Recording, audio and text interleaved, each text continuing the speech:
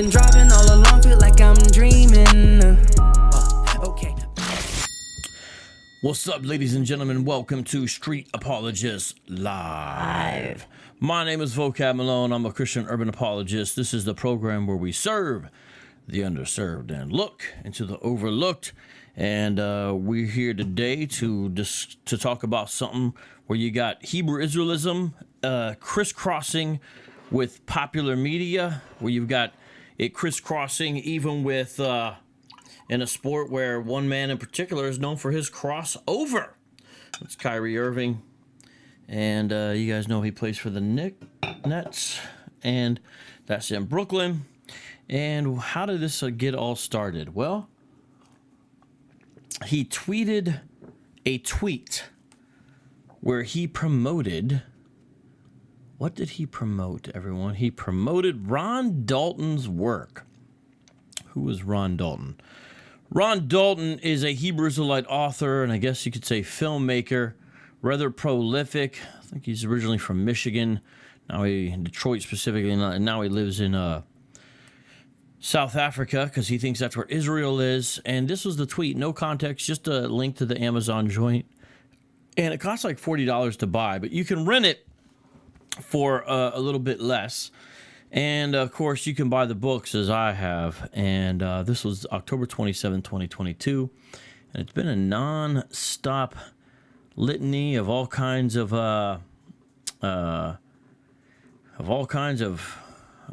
press conferences and everything else since then. But see, the movie there, the documentary as it's called, is based upon this book right here. Hebrews to Negroes by Ron Dalton Jr. Yes, it's a thick, large book, but that does not mean it's substantial in its actual substance. And we're going to look at some of this book today. We're gonna look at a little of this book, and so try to give you guys an understanding of what is in this book. And here's the author, Ron Dalton. That's the guy, and that's his work. And you can check out his stuff. You know, these guys think we're afraid of their stuff. We're not. His shirt says Hebrew by nature. Play off the old naughty by nature. You see that? See that? So anyways, that's sort of the setup, the intro. This comes hot off the heels of something else we talked about, which is the Kanye stuff. Kanye hasn't backed down, and really, for the most part, neither has Kyrie. Although it appears that Kyrie is going to be paying $500,000 donated to, according to NYT Sports, well, the New York Times, according to their Twitter, he's going to be donating $500,000. Maybe it'll come in focus eventually. This is how these things go.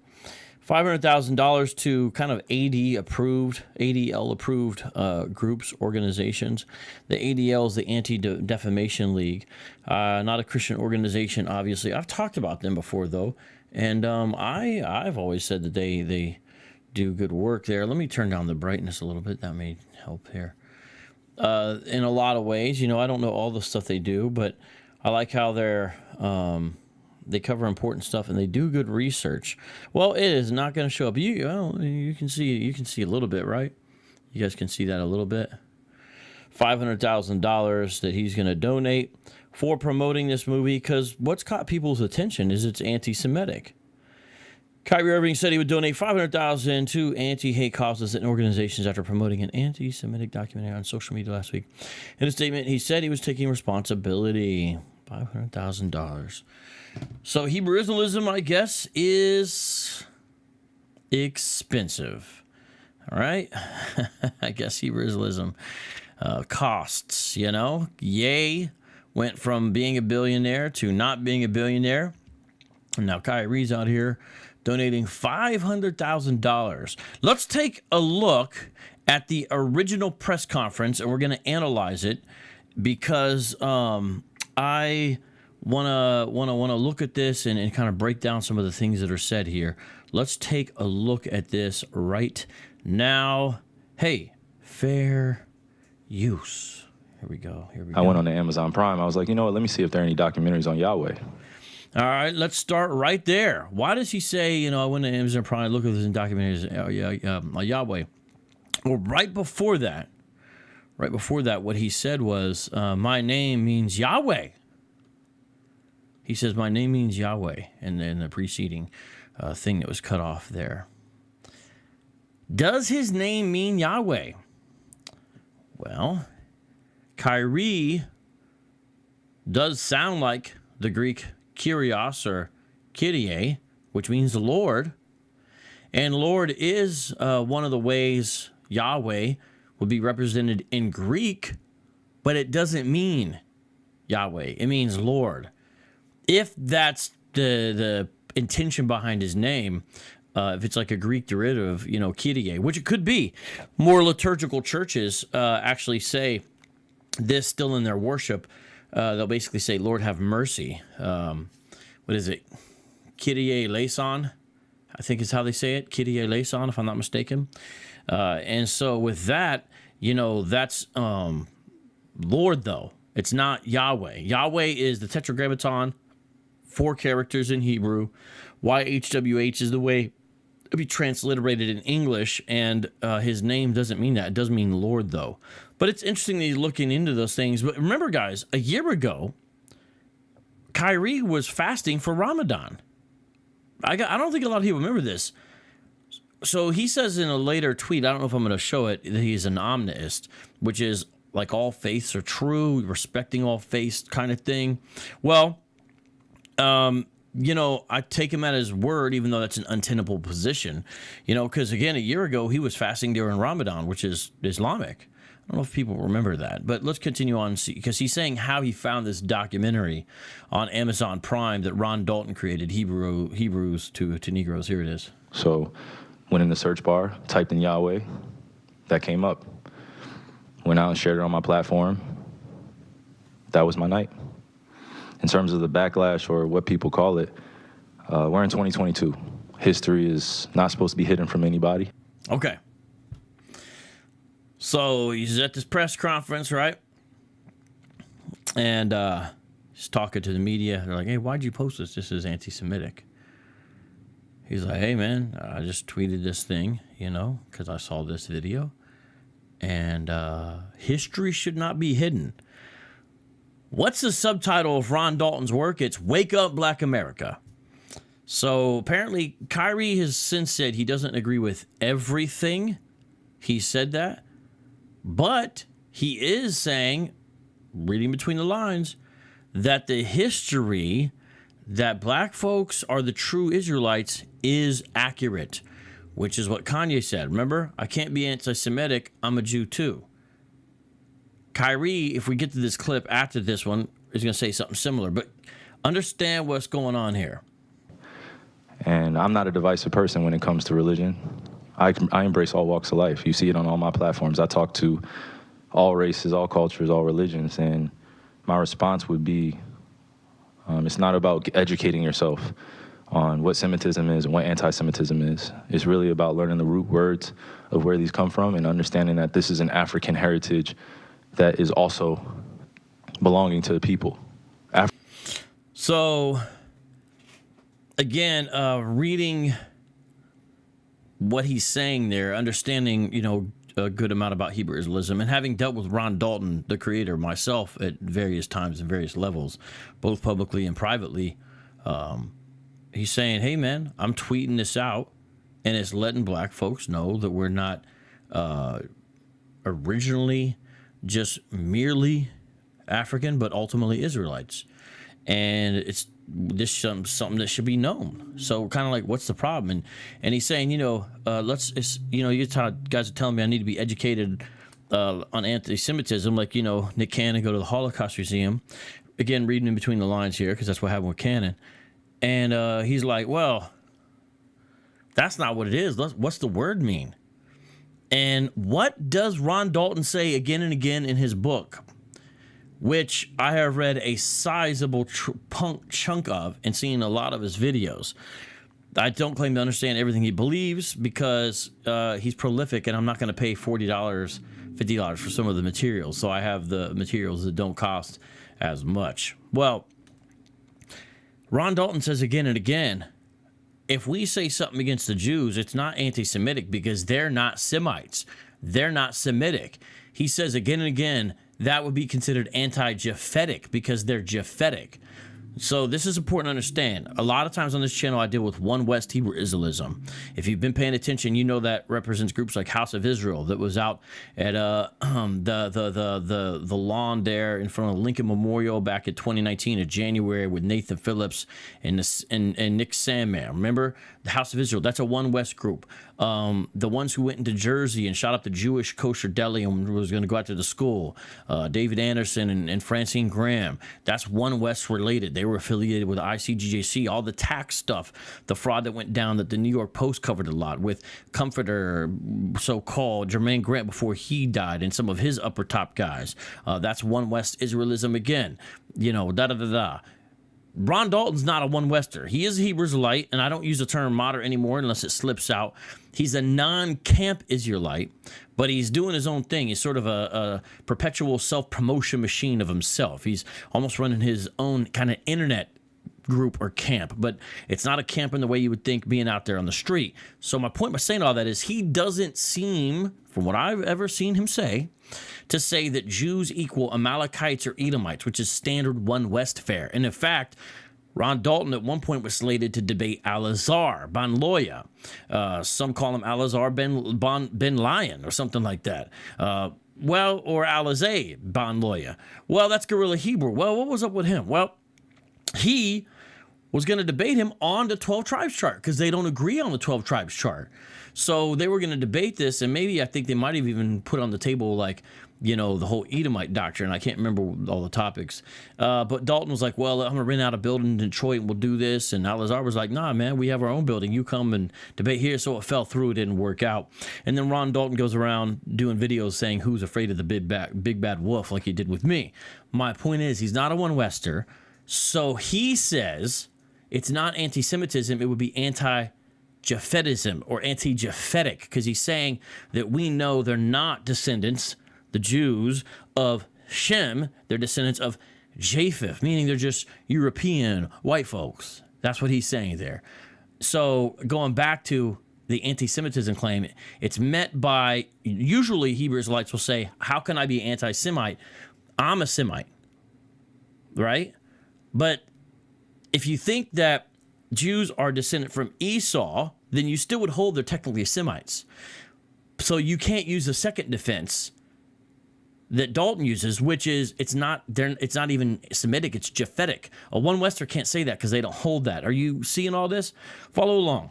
Africa is in it, whether we want to dismiss it or not. So the claims of anti-Semitism and who are the original chosen people of God, and we go into these religious conversations, and it's a big no-no. Who are the original people? Yeah, you hear that? You hear that? You hear that? I have been telling y'all, don't sleep on Hebrew Israelism.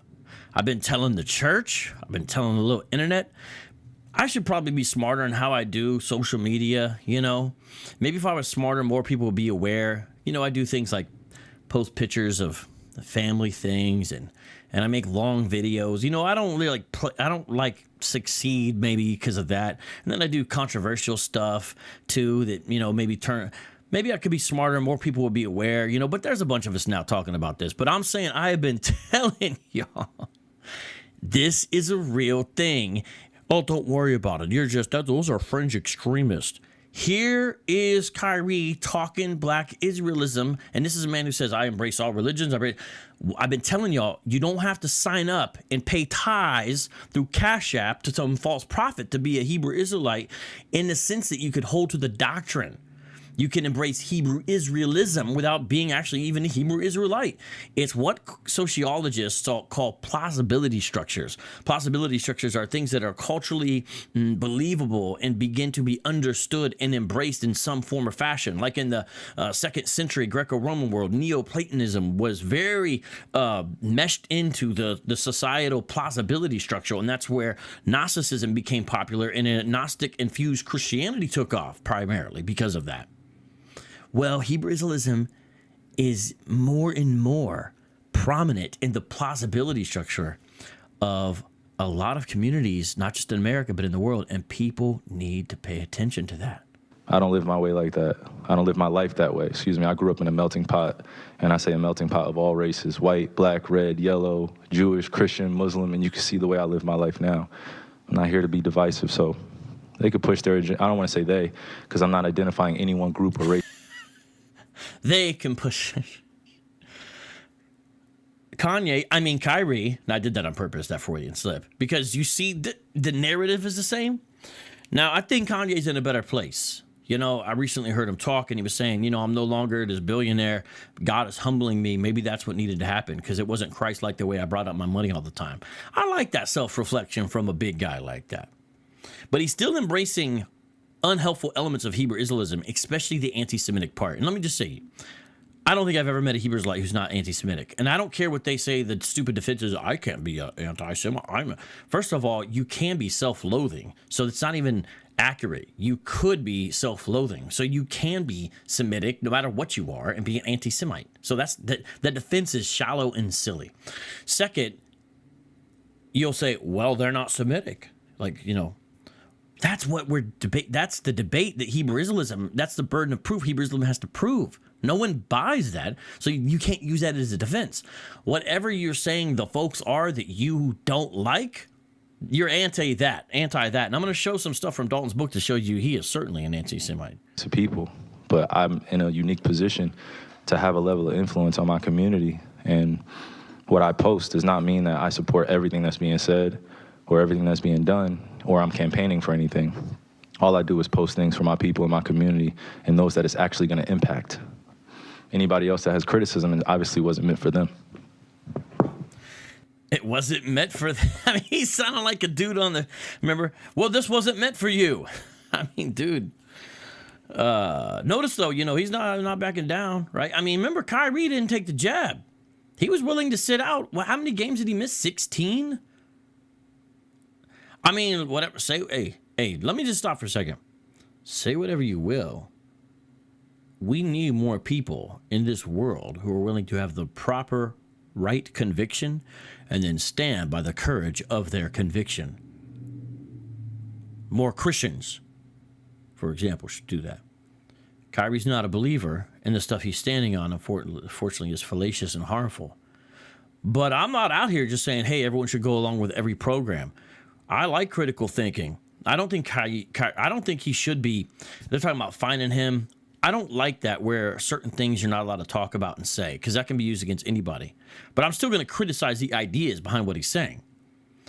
And it's weird, you know, this confluence of popular media people. You know, he's got great handles. He's an elite basketball player.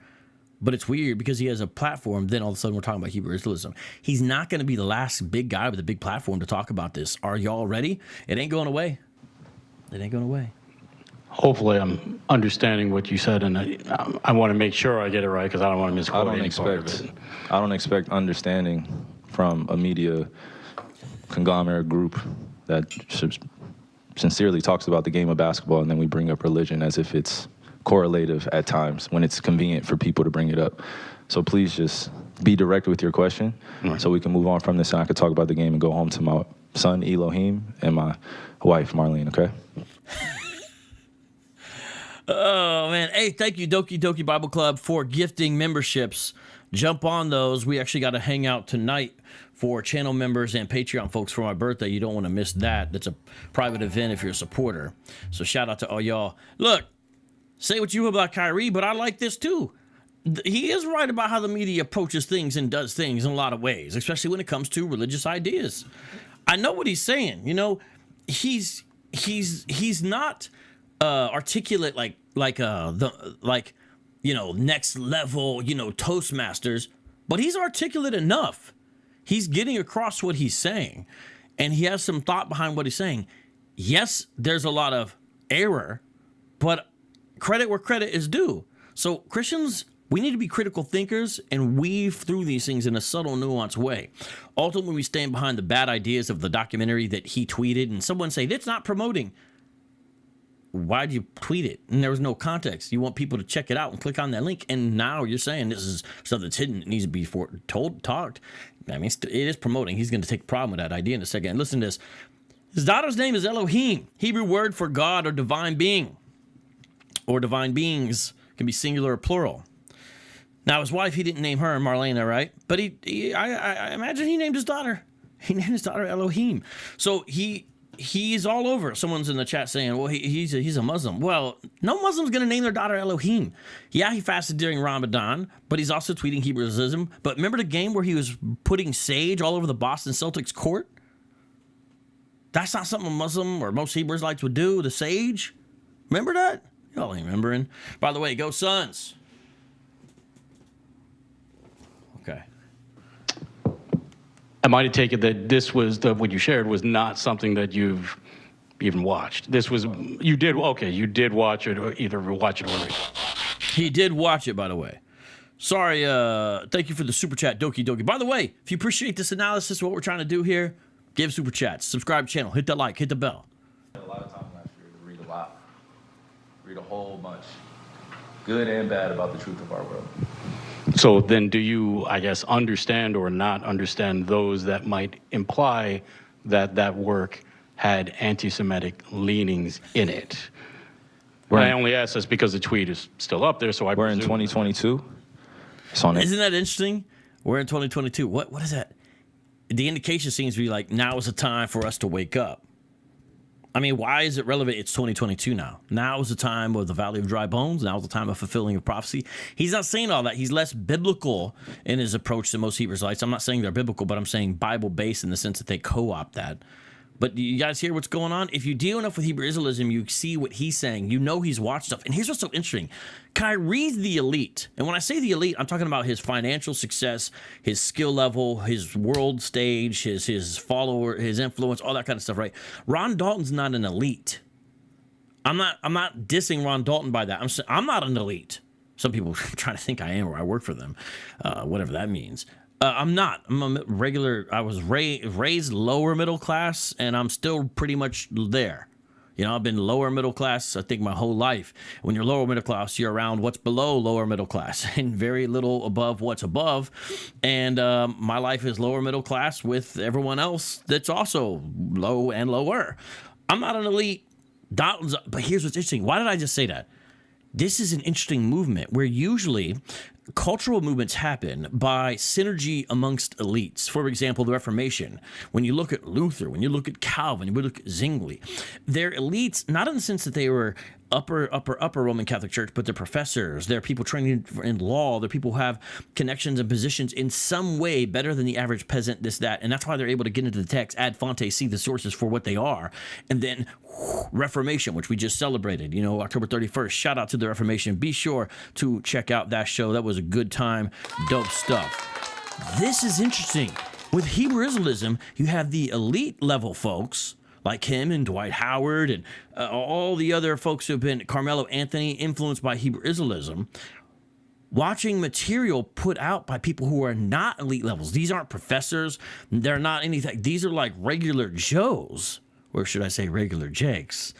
And the influence is like this. It's very interesting if you see what I'm saying here. It's on a public platform. Whether you want to go watch it or not is up to you. There's things being posted every day. I'm no different than the next human being, so don't treat me any different. You guys come in here and make up this powerful influence I have over top of the adultery of, oh, you cannot post that. Why not? Why not?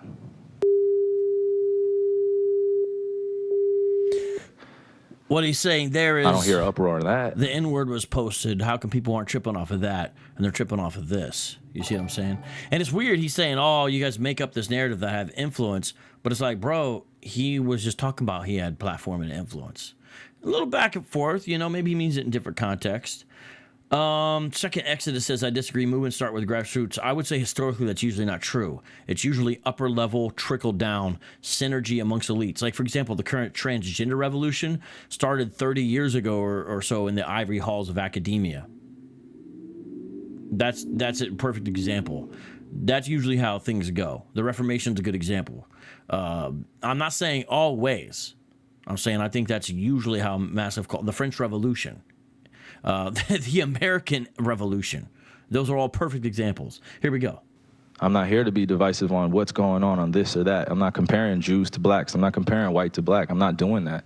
That conversation is dismissive, and it constantly revolves around the rhetoric of who are the chosen people of God. And I'm not here to argue over a person or a culture or religion on what they believe. No, this is what is here. It's on a public platform. Did I do anything illegal?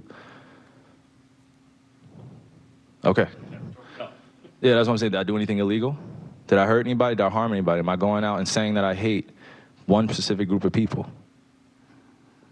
So out of all the judgment that people got from me posting, I just, without talking to me, and then I respect what Joe said, but there has a lot to do with the not ego or pride of how proud I am to be an African heritage, but also to be living as a free black man here in America, knowing the historical complexities for me to get here.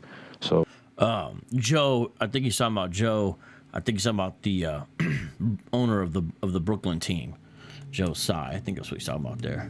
I'm not going to stand down on anything that I believe in. I'm only going to get stronger because I'm not alone. I have a whole army around me. Now, that's interesting language. Now, I know I'm not saying he's saying something like, revolutionary warfare. It's funny, though, he just a second ago said, y'all, you make up this influence I have. Then he goes and says, I have a whole army around me. That if I was a Hebrew Israelite right now, like we got ISUPK Delaware in the chat, if I was a Hebrew Israelite, I'd be like, that's right. Con.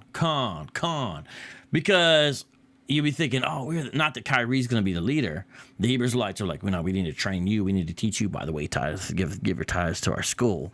But at the same time, that's what would be going on, right? Hey, see, we got a lot of Hebrew Israelites in the live chat today. Mods, let them run, but you know the kinds of things that they say. For example, we just had one guy, and I saw D-New timed him out. I just blocked that guy. If the guy starts out that way, it's, he's not going to contribute anything positively. But shout out to the mods. They do wonderful work. I love y'all, and you get all the love. Continuing on here. Kyrie, while we're on the topic of promotion, why did you decide to promote something that Alex Jones said? Skip it's that. True.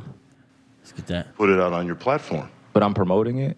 Do you see me in front of the putting it out there, the people title? are going to say that you are Yeah, I promoting. put it out there just like you put things out there, right? Yeah, but okay. It's not you put stuff, things out there for a living, right? Right, but my stuff is not so let's move on. Filled let's with move on. anti-Semitic Let's stuff. move on. Don't dehumanize me up here.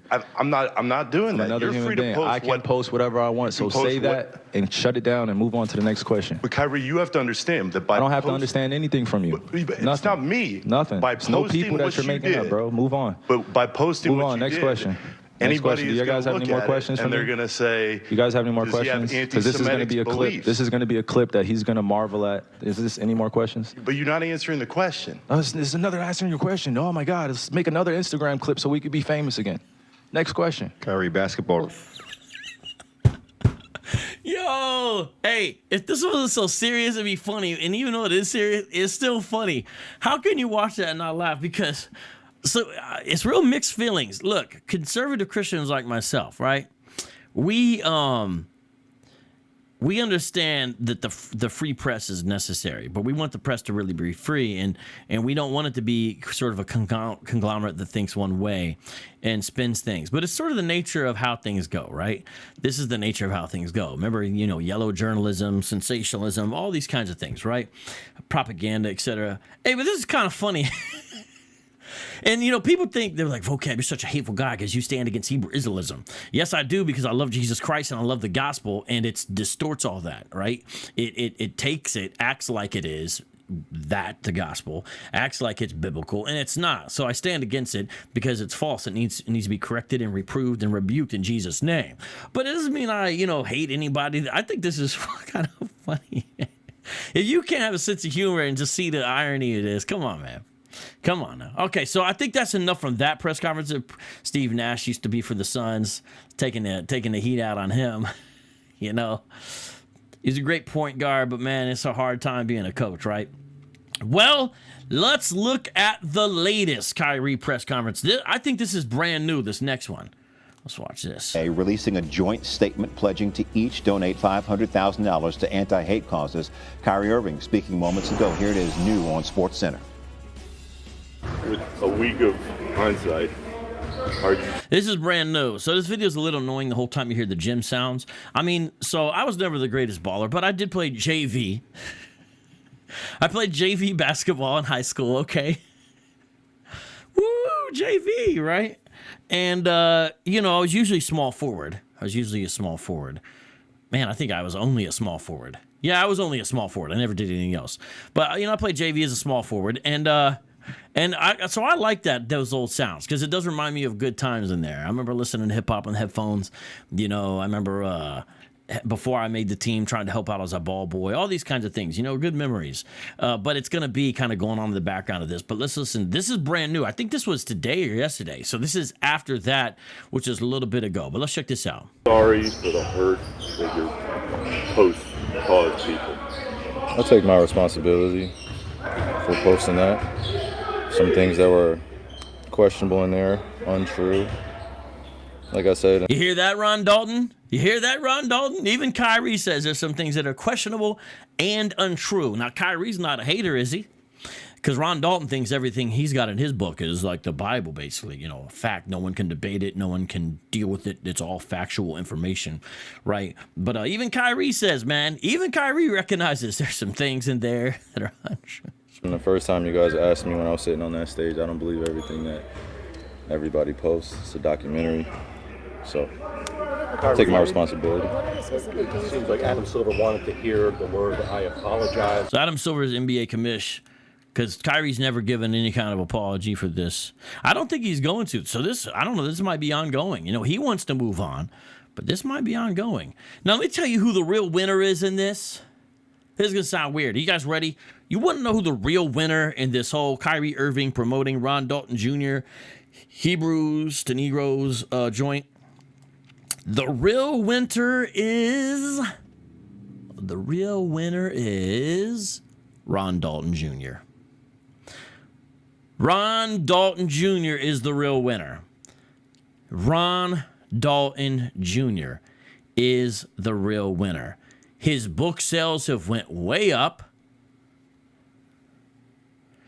#1 on Amazon now from all the sales. I don't know if you can see that. This is Sister E. Poor Sister E. She's so backwards. She's like, look, the media, no wonder they're coming after Ron's work because look, it's #1 in African American demographic studies. Well, Sister E, you're getting the cart before the horse. It went #1 after this kerfuffle, which goes to my point. You know who the real winner in this whole thing is? It's Ron Dalton Jr. Everybody knows his name now. And it's crazy. It's also #1, I think, in some kind of like Christian studies or biblical studies. It's not just #1 in this category. It's #1 in more than one category now. Ron Dalton Jr. It wasn't like that before. We know Kyrie already paid his $50 to watch it. Now these reporters are buying his stuff and everything else. That's who the real winner is, Ron Dalton Jr. And actually, this has been a very good week for Hebrew Israelism. People don't understand. Now, long term, I have something I'm going to say about that. Long term, they're not going to benefit because once people start looking into these claims, it's going to fall down like the house of cards it is. But in the meantime, when people they just want to label it instead of really looking into the claims very deep, they're benefiting because it looks like their conspiracy theories are true. Shout out to Paul P for the super chat. Thank you. We need more of that. We got a lot of people in here. Let's do it. You guys understand what I'm saying? The real winner here is Ron Dalton Jr. and Hebrew Israelism. Ye's not a winner. Kyrie's not a winner. As of now, the truth's not even a winner. But Hebrew Israelism, #2, #1, Ron Dalton Jr., the perpetual self-promotion machine of Hebrew Israelism. In your mind, you said I didn't mean to cause any harm. Were you apologizing or did you not apologize? I didn't mean to cause any harm. I'm not the one that made the documentary. I know who was the one who made the documentary. Ron Dalton Jr. That's the one. Ron Dalton Jr. Hey, what's up with this? Come on, man. I'm not going to look at the live chat too much here, but what is this? I've debated you guys, and we've been cool before. The Nazarene Hebrew Institution of Technology. I gave you guys, love and everything, and now you're on here saying Vocab is a terrible man. Brother Haram, Vocab, is it upsetting to you for these famous people claiming to be the Israelites of the Bible? Yeah, check it out, man. I've been telling people this would happen for a while. If you get my book, Brother Haram, interesting name if you know what Haram means in Arabic. I've known this for a while, right? Okay. In fact, the back of my books, it specifically lists celebrities who are involved with Hebrew Israelism because I've been trying to wake people up. Ever since I got into this thing, I've been like, yeah, did you know Boyz II Men?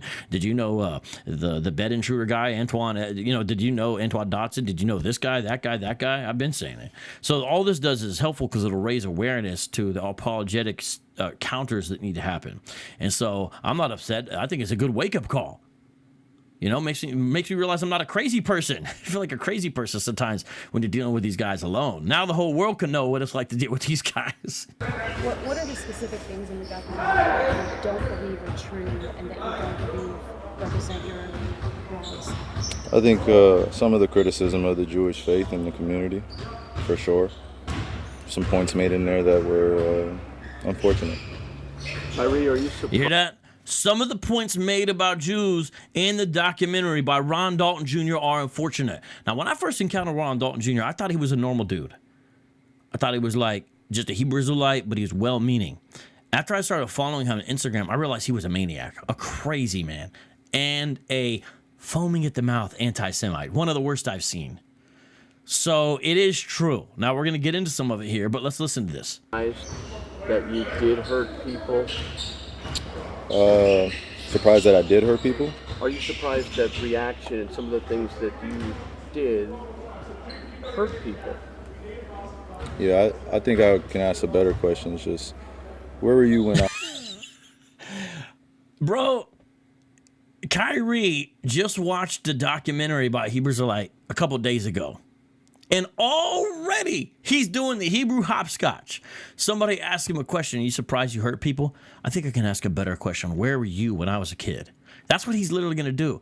Hebrew Israelites excel at the argument from emotion. It doesn't mean what you're saying is truth. It doesn't prove the veracity of your claims. So instead of dealing with this, these guys, he's already learned the tactics and the techniques. He's been trained well in the Sith arts. Much like Qui-Gon realized when he first encountered the Sith Lord Darth Maul, who later stabbed him through and killed him on Naboo. Shout out to Obi-Wan Kenobi. What's up, Sarah Rainey? Thank you for the super chat. Listen to this. Where were you when I was a kid, figuring out that 300 million of my ancestors are buried in America? Where were you guys asking those same questions when I was a kid learning about the traumatic events of my familial history? And what I'm proud to come from, and why I'm proud to stand here, and why when I repeat myself that I'm not going to stand down, it has nothing to do with dismissing any other race or group of people. I'm just proud of my heritage and what we've been through. Proud of his heritage, which he now believes apparently is Hebrew, which now apparently believes is Israelite. And the fact that this has pinned me against the Jewish community, and I'm here answering questions of whether or not I'm sorry or not on something I didn't create, and it was something I shared. Man, come on, though, Kyrie, you got to be a man with this. You can't tweet something and put the link and then say you're not promoting it. Everyone now will see it. They click on the link. Ron Dalton's pocketbook gets fatter and more eyes are on the video. And what do you mean? You're surprised this pitted you against the Jewish community? This book says that Jews worship Satan. This book says again and again that they're frauds and imposters. This book again and again talks about, them being in control of everything, common anti-Semitic tropes. It's all in there. And I'm telling everybody I'm taking responsibility, then but you're not. That's where I sit. So, these same questions that you guys ask, me dealing with it as being a melanated, pigmented person all around the world and dealing with racial biases against my skin color, demeaning me because of my religious beliefs, and I'm still sitting in the seat standing. So he's got handles, but he doesn't have quite a great handle on his metaphors yet. His metaphors need a little work. I'm still sitting in the seat standing. What's that? Still sitting. Okay, I'm sure you could cross me over and I would never score on you, but still sitting in the seat standing? Sorry, man, we get you. Take my full responsibility again, I'll repeat it, posting something on my Instagram or Twitter that may have had some unfortunate falsehoods in it. It does have some unfortunate falsehoods. We need to do a show where it's called Kyrie Reviews Ron Dalton's book. It has some unfortunate falsehoods in it, and take just the clips where he talks about how it's fraudulent with error. That's what we need to do. But I also am a human being that's 30 years old, and I've been growing up in a country that's told me that I wasn't worth anything, and I came from a slave class, and I come from a people that are meant to be treated the way we get treated every day. So I'm not here to compare anyone's atrocities or tragic events that their families have dealt with generations of time. I'm just here to continue to expose things that our world continues to put in darkness. I'm a light. I'm a beacon of light. So sometimes he sounds humble, sometimes he sounds like, yay. I'm a light, a beacon of light. What's he here to expose? Who the true people of the book are, as Ron Dalton would say. That's what he's on, I guess. That's what I'm here to do. You guys ask me questions about basketball, I give you my expert opinion. You guys ask me about other things, I give you my opinion, and it's met with whatever you believe the perception or the deception is. You guys investigate my life every day. Hey, real quick, I'm going to deal with some of these Hebrews lights in the live chat. Brother Haram, I have read The 13th Tribe by Arthur Koestler. Have you read The 13th Tribe by Arthur Koestler? Because if you did, you would realize what he says in the book, and it doesn't back up your Hebrew Israelite claim. For example, if you read it all the way through, I'm so tired of Hebrew Israelites throwing this, acting like it's got... First of all, there's problems with the book. I'm not even going to deal with that. I'm just going to deal with what he says at face value, if you've read it all the way through. Arthur Koestler says this really only applies, his thesis, to basically Ashkenazim, the Ashkenazi Jews. Well, Ashkenazi don't account for all modern-day Jewry. So, number one, there's your first problem. It doesn't work to get rid of Mizrahi, to get rid of Sephardim, to get rid of Yemenite, to get rid of Jews out of Iraq and Jews out of Iran. It doesn't work. It doesn't work. Number one, it would only be yielded primarily against Ashkenazim. Number two, if you've read it, you would know this. So you just need to go, frankly, you need to go sit down in the same seat Kyrie's standing in. If you've read it, you would know he even says this is tentative, and there's no way I could say with 100% certainty that this applies to all Ashkenazi. This is in the book in the conclusion section. Read the book and get back with me, because it's obvious you haven't read it. I'm tired of dealing with Hebrew Israelites who throw around 13 tribe like it says something it doesn't say. I've read it, every word, and I could tell you, you don't know what you're talking about. Straight up, thank you very much. Have a great day. And you justify it by serving your own purpose, which I honor. I would like the same respect in return. Figuring out just like anyone else. So please keep that same energy when we're talking about anti-other things. Because just because I post a documentary doesn't mean I'm anti-Semitic. And doesn't mean that I'm automatically standing with everyone that is believing in that. So it's unfortunate timing that we're in, but I'm glad that I could stand on the truth because I'm not afraid. Stand on the truth. So he's ultimately saying, look, there's some untrue stuff in this, but I'm standing on the truth. You guys catching this? You hearing this? These mics, these cameras, I used to be looking everyone in the eye and telling them the truth. And I'm proud of who I am. And you can label. It's funny because Hebrew Israelism is the most ashamed modern movement of being African that there is in the world. They don't want to be African. They deny being Hamitic and glom on to another people. It's the ultimate true replacement theory. Their fakes were the real deal. It's not being proud of who you are. It's being proud of what you aren't. It's a shame. You put on me, I'm able to dismiss because I studied. I know the Oxford Dictionary. You look it up, right? I studied? No, okay, bro. Maybe you studied, Pete Maravich's dribbling drills, but you studied? Come on, man. Come on, man, for real. Just one of the biggest mistakes I had in being a kid was not knowing European or Western language until I started looking it up and understanding the definitions and why they say, if you want to trick a black person, put it in the book. I was wondering my whole life why they said that. Now I'm 30 years old and I know reading is a superpower because it helps me understand where I'm going and where I come from. Like a tree with roots. Kyrie, the documentary listed among falsehoods. It said the Holocaust didn't happen. Do you believe the Holocaust those falsehoods happened? are unfortunate.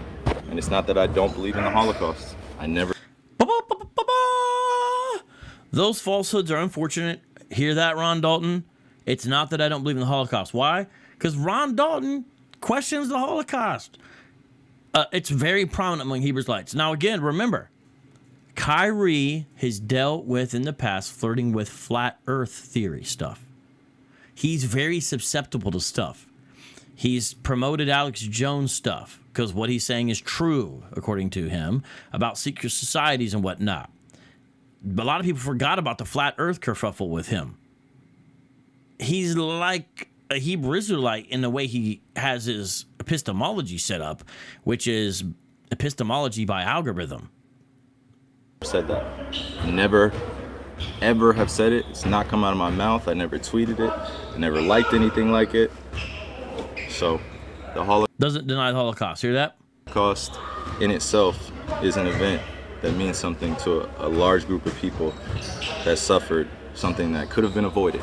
No one said we had to practice racism. No one said we had to treat each other like garbage. No one said that I had to stand here today and understand that many people that come from generations 60 years ago, 40 years ago, enslaved some of my ancestors still, spiritually, mentally, and emotionally, and it's still going on. And you guys... Just going to remind you guys that Kyrie's a multimillionaire. Just saying. You're asking me, respectfully, to speak on something that was a documentary that I had nothing to do with. I didn't make it. So, just please keep that same energy when you guys are addressing me. Kyrie, for the record, do you have any anti-Semitic beliefs? Again, I'm going to repeat. I don't know how the label becomes justified because you guys ask me the same questions over and over again. But this is not going to turn into a spin around cycle of questions upon questions. I told you guys how I felt. I think this is the part I wanted everyone to hear. Pay attention. If you're not paying attention, listen, listen, listen. Here it comes. I think it's right here, bottom right here, within the next minute. Okay, pay attention. I respect all walks of life and embrace all walks of life. That's where I sit. I think what people want to hear, though, is just a yes or no on that question. Yes or no. I cannot be anti-Semitic if I know where I come from. What's that? What's that? I cannot be anti-Semitic if I know where I come from. First of all, you can. Second of all, do you know where you come from? Third of all, that's Hebrew Israelism. I can't be anti-Semitic because I know where I come from. He's saying I'm a Semite because I'm a real Israelite. Because he watched Ron Dalton's video, which proves it, right? I cannot be anti-Semitic if I know where I come from. Kyrie, did you personally meet with the ADL? I was informed that they wanted to have a meeting. The question there is, you talked to the ADL. That's what the question was. All right, we're going to watch one more video, and then I'll take a look sections of the book here. Amari Stoudemire, who is mentioned in my book on Hebrew Israelism, in the beginning was kind of doing some kind of Hebrew Israelite stuff, but he really basically went Orthodox. He's down with Israel, and he's much more balanced. And, unfortunately, he rejects the Messiah, Yeshua, as Mashiach. He has interesting words here, though. He is a good guy to ask about this. I do agree that Mari's perspective would be great to hear. And again, go Sun. Before we get into the Nets' handling of Kyrie, Amari Stoudemire, six-time All-Star, joining the conversation. Amari, you bring a very unique perspective. Obviously, we all know the success you had with Nash on the court, and then you were an assistant on the Nets, and also you're a black man who is Jewish. What was your reaction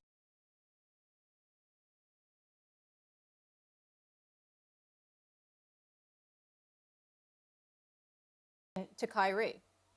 I mean, my initial reaction was, what I've noticed throughout the years of Kyrie is that he's a guy who's really trying to find his identity.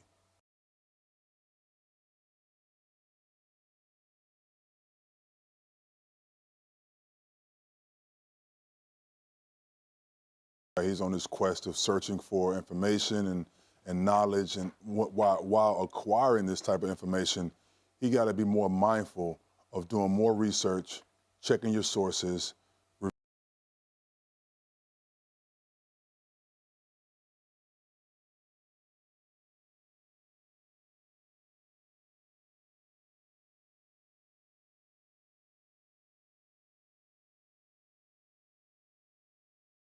viewing before you actually, promote Disseminating anything. it. Right, exactly. And I think that's something that Kyrie's probably lacking right now, is that he's not really doing the full vetting of what he's promoting, and I think that's getting him into trouble. Absolutely. I want to get to Kyrie Irving in 1 second, but I want to make a bigger point that I think a lot of people have missed that is worth our attention. My bad, I was muted for some of that. Very interesting to see Amari in this situation. I'm not going to repeat what I said now. We'll just have to keep on moving on. Thank you guys for letting me know. But now listen to what Jason Williams says. He's going to say Amazon. So this is going to be one of those calls for Amazon to take stuff off their joint. Now look, I'm contra Hebrew Israelism because it's a lie from the devil, okay? False religion. Most forms are cultic. Definitely heretical. However, if you go back, you'll see that when they kick Farrakhan off a lot of the social media platforms, I said, that's not cool. This is not the way to roll. I don't like that. When they do this from time to time, I don't like it. I don't think it's right. I'm much more free speech, and I think that's the way we need to go, and I'm worried we're going the other way. So, even though I disagree, keep it on Amazon. Let people watch it. Don't take this, don't remove all this stuff. I think that's the coward's way out. I'm not for removing all this stuff. That's my view. But this guy feels different. In time. So, over the last several days, I've heard a lot of people come out and speak against Kyrie Irving, right? Which they should. I get it. On the lack of due diligence. I watched the entire film. I watched the entire thing. There's a lot of things in the film I disagree with. Okay, so this is Jason Williams. Look what he says now. The curiosity nature of it is interesting. But I don't know exactly what that means. The curiosity nature of it is interesting. He's talking about the movie, which is like 3 hours, From Hebrews to Negroes by Ron Dalton Jr. Okay. We'll say this. Where is that same attention and energy for the platform that is promoting it and profiting off of it? I don't hear any of that talk around Jeff Bezos and Amazon. I don't hear anybody talking about that. I hear everybody skewing their anger towards Kyrie for taking a picture of it and tweeting about it. Now, there deserves to be more context there from Kyrie. I think where Kyrie lost a lot of people is the unwillingness to go to the podium and expound upon the points that he learned from watching this. Right? And actually coming out and saying, I don't stand about calling Jewish people the devil. And there was a lot of misinformation, but this is my main point from watching this. But I go back to the bigger macro point. One thing. It is irresponsible, even if you have curiosity, it is I agree with you, irresponsible Molly. to amplify messages. Thanks, Molly, for your perspective. It's so valuable in this conversation, Molly. From Hitler. I agree. Ever on any, on any, and that's not, I just want to make that clear. And you didn't allude to that. But Thanks for interrupting him while he was making a point, Molly. I really wanted you to do that. But ever, under any circumstance. Yes, so why is it on a major platform? Why is a major platform? Come on, Jason. That's not the way to go. It's just censorship. I don't like this, man. This is like, what, we can't handle ideas that are different. We can't criticize them. It shouldn't be available if I disagree with it. It's funny because, I'm contra Hebrew Israelism, but the Hebrew Israelites aren't going to give me love on this. I don't care. I say it because it's right. That's not the way to deal with stuff. And Christians, don't chicken out. Don't be like, let's just remove everything. Come on, man. Deal with the ideas. 2 Corinthians 10, 3-5. We're not afraid of anything. This is a pit bull mentality. Keep it up and let us deal with it. I'm amplifying it. Kyrie amplified it, the 14.7 million. I understand. I think that's a great point. But the platform is profiting and promoting it to billions of people. So the anti-Semitism, if that is a thing, and I've called a lot of my Jewish friends, we have talked about this. I have Jewish friends. Cool, man. Anti-Semitism is a thing. I don't know. I'm sorry. The media cracks me up, bro. These talking heads, they crack me up. They just crack me up. They're so hard to watch. I get it. Kyrie Irving deserves a lot of heat. Then put heat towards something where it deserves it too. Yeah, deal with the arguments. Don't just remove it like a chicken. That's on the platform. And I feel like that whole thing is being missed here as everybody, and I get that Kanye tagged onto it. It's a bigger conversation. Yep. You're right, but that doesn't also excuse. It doesn't excuse it. I'm not saying it does. Kyrie, and I want to I'm get just to bringing the up a valid Nets. point. And does it excuse the Nets from not punishing him in any way? And Stephen A., I want you to get in here. On the Punish him. Punish him. What's he talking about? Kanye tagged onto it. Well, Kanye went on Instagram and put, "There's some real ones still here." This is yay. Hey, how can you not find the humor in this, though? Kanye, he's not backing down either. These dudes are about to start their own camp, right? Come up with some new camp name. There's some real ones still out here. And one of the versions of this that I saw, guess who one of the people who hearted it was? Dwight Howard, which I have discussed him holding ideas of Hebrew Israelism in his head. Dwight Howard, that's right. Dwight Howard. He was one of the dudes. Handling of Kyrie. I'm going to go ahead and pass on having to listen to Stephen A. here. Thanks, Stephen. Jay, we you're appreciate not your wrong. perspective. Not really. Okay, so, sorry, I got a little attitude sometimes, Let's start with this. This is from the documentary Hebrews to Negroes. Let's take a look at it here. I'm going to put it on the screen here. Okay. I'm going to give you a second to read it, okay? You read it. Read this on the screen, okay? I'm gonna step away for a second. Read this.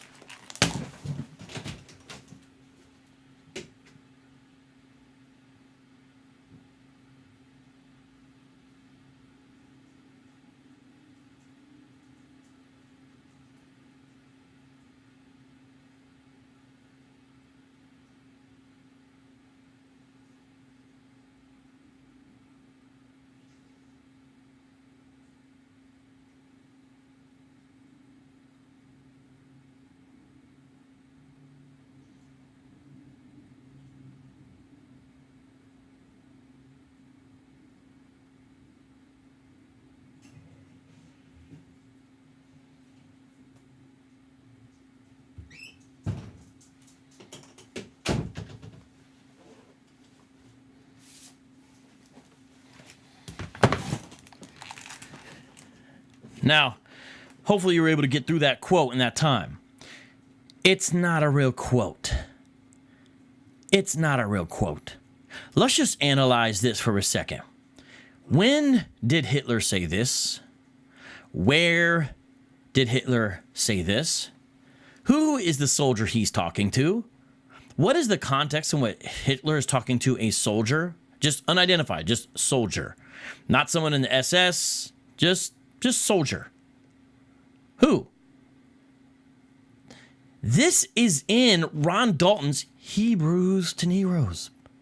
He put this on here for real. Look at the bottom. Hey, look at the source. Believed to be said by Adolf Hitler in a secret document before his death in an undisclosed location. Hey, if that's the case, how the hell did you get this quote, bruh? Who's the source here, man? The soldier, the unnamed soldier? Was there a recording? Is there a video? What? Imagine sourcing something that you say is good work, that you say you've researched, that says, believed to be said by so-and-so in a secret document before. First of all, how do you say something in a secret document? This is supposedly a conversation that's recorded. So it doesn't even make sense. Wouldn't this be a private conversation or something? How's this a document?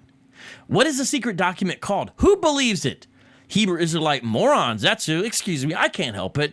Lord help me. Give me patience right now. I don't mean to name call. Lord help me. But you're quoting Hitler as a reliable source here, people. What is wrong, man? Believe me, said, I don't know secret. What is that? And not the close location. Is this in his bunker? Is this right before he took the pills and put a Ruger to his head? Come on, man. Come on, man. And why are we taking Hitler's word for it that Hitler knows who the real Jews are?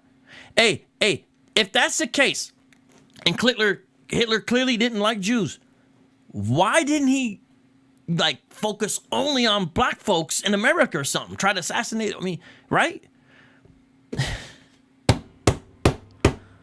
Yo, this is Hebrew Israelism. Poorly sourced. In fact, gosh, we can say piss poorly sourced. Excuse some of my language here. I know it's a little PG-13. This right here is the book in which sometimes Hebrew Israelites will say the quote is from. The Nazis, World War II. Time Life book, right? This is the book, right? I got this book. I spent like $40 on it, and I went through every single page. That quote's not in here. So if you ever see a source for it and it's this, it's literally absent on the page that it's sometimes cited as. It doesn't have it. It's not there. This is a fabricated quote, a lie. And what it shows is not that there's just one little problem in part of the documentary. It shows that Hebrew Israelism in general is built upon sand. Why do you guys still believe this quote? No one will ever give us a source. Not only that, in the same joint, in the book here, in Hebrews, so the book, the book that the film is based upon, Ron Dalton quotes a one-time president of Egypt as saying that the Jews left black and returned white, so I can't accept them as the real Jews. I did a whole video on this with Brother Tony Ray from Hazakim. Look at it. It's in my channel. Someone drop a link if you can find it. It's always such a funny thing when people like Ron Dalton use that quote from the Egyptian guy, from the Egyptian president, as if he knows. Excuse me, was that Egyptian president like 3,000 years old or something? How does he know what the Jews look like when they left Egypt? He'd have to be the oldest man at the time when he said it. Also, there's no source for that quote either. We have asked every Hebrew Israelite who shared that, I think it's Nasir, that quote, where's the source, ma'am? They'll give us this magazine, I think it's a Time Life, a Life magazine, and a number of brothers have got a hold of it. And guess what? The quote's not there. And when we put that to Hebrew Israelites who use it, they said, oh, it was in a broadcast. It was in a broadcast once that's now been deleted. Which one is it? Is it from the magazine or from the broadcast? And why? Even if it's a broadcast, what's the source? Where was it? It's a fraudulent quote. Pudge Knight says, he did say that. Where? We don't trust you. We don't trust you. We don't know who you are. Where? Why do you believe he said it? If someone says, Jesus said this, and I point you to a gospel, whether you believe the gospel or not, I'm pointing you to a source that contains his words. You may say, at least there's a reason why. If I say that Arthur Kessler said something, and I show you the quote from his book, and it's right there. Don't stop giving us fake quotes. These guys are liars, man. And they will literally put anything out there. And even after this, when you call them on it, they'll still believe it. You know? It's crazy, man. It's crazy. Why would Hitler be a good source anyway, you know?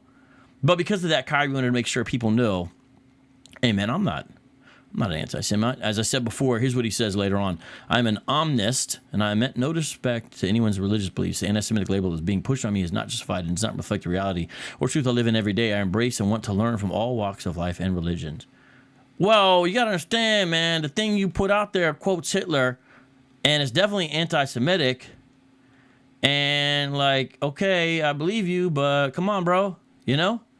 Now, let's take a look at some of this book. Are you guys ready to take a look at some of this book? Let's take a look at some of this book. Hey, let's take a look at some of this. This is the book, Hebrews to Negroes by Ron Dalton Jr. Here's some screenshots. We're going to take a look, actually. We don't have a lot of time left, but I want to look at some of it, okay? All right, here. Jeremiah 51.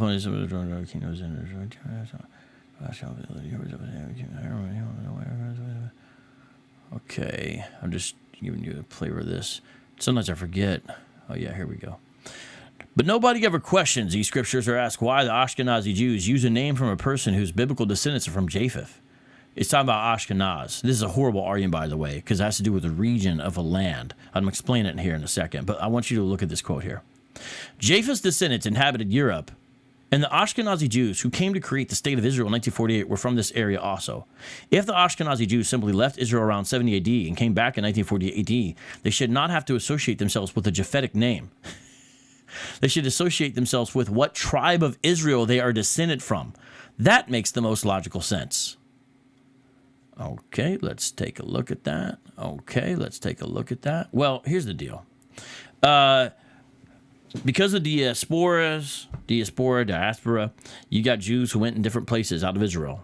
Yes, some went to Africa, some went to Europe, Spain, here, there, everywhere, right? And one of the places, of course, was Eastern Europe. And this area had been called Ashkenaz. That's what the rabbis called that area, Germany, basically. Not because of people who, the people who lived there were all descendants from Ashkenaz, because apparently Ashkenaz is thought to have settled there, so it became named after him.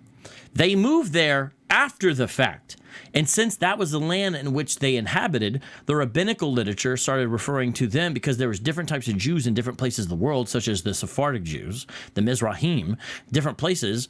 They were called Ashkenazi Jews. It's not because it's showing that they descended from Ashkenaz. That'd be like, hey, I'm in America. Well, if you understand, Amerigo Vespucci was an Italian. So since you're called in America because that's the land's name, America, therefore you're descended from Italians.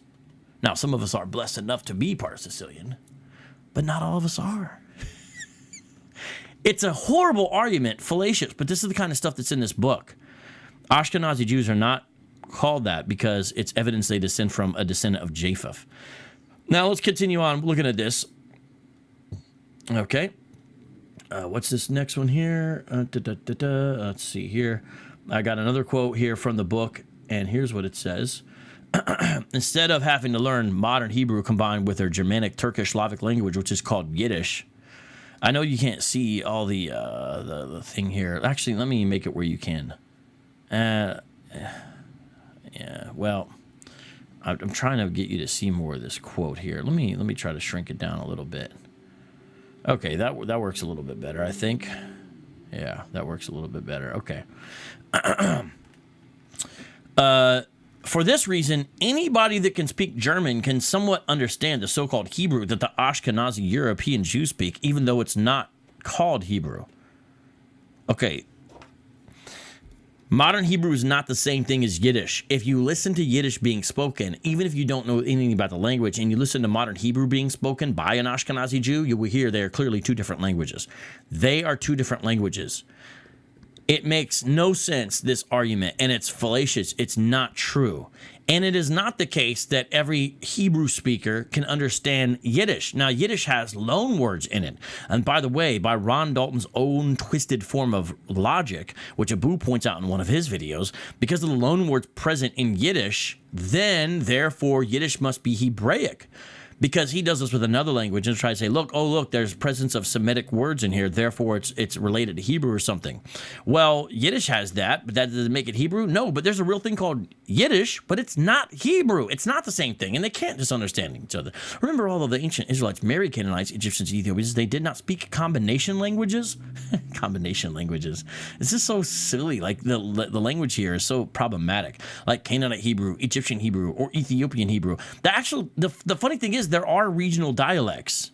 There are regional dialects. For example, Canadian Italians, or should I say Italian Canadians, and Italian Americans, they have different things they say differently. This is a real thing, including certain slang. There are, and that's just a mild example. This is a thing.